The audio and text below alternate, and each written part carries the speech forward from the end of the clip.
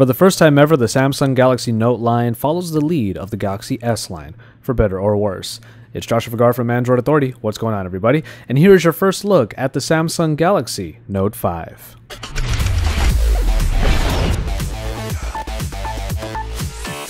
If you're already familiar with the Samsung Galaxy Note 4 and the S6 from earlier this year, then you pretty much know what to expect in the Note 5. The larger Note series with its S Pen now gets the design choices that the S6 started, and that also means the omission of expandable storage and removable batteries, which we'll get to in a little bit. As far as design goes, however, the Note 5 does take on everything that the S6 started, with a metal frame and dual glass design, where the backing does taper down into the edges a little bit, so you get a nice little curve that does make the phone sit pretty well in the hand.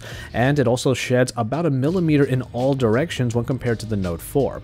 The result is a phone that is a little bit more dense than the Note 4, mostly because of its material choices, but ultimately it does feel very nice in the hand and makes it feel very premium.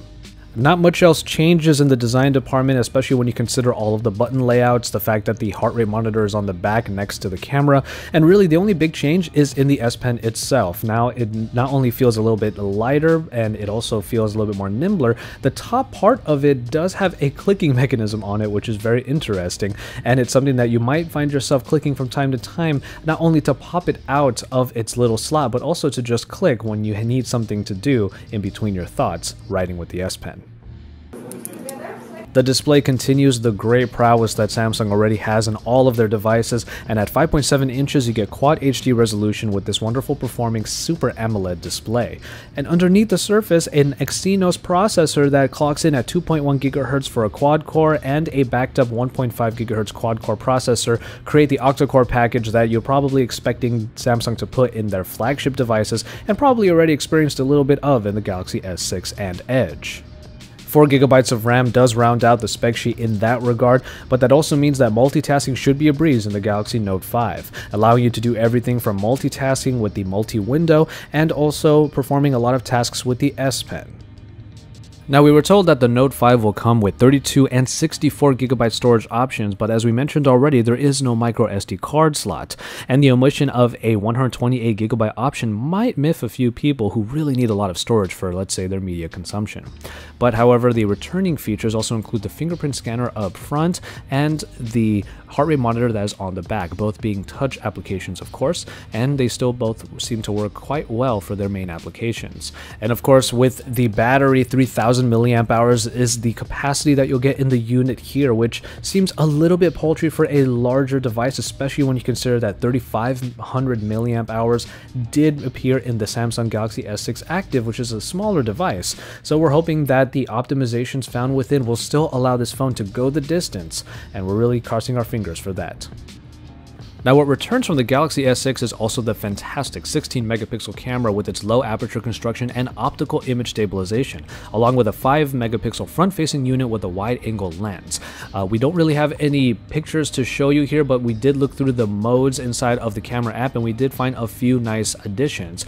On the one hand, we did have a video collage that was kind of cool to try out, but then the main addition that they are trying to market here is the live broadcasting to YouTube that is available. When you go into the mode, you log into your YouTube account and you'll be able to do a live broadcast stream of whatever the cameras are showing from the camera app itself.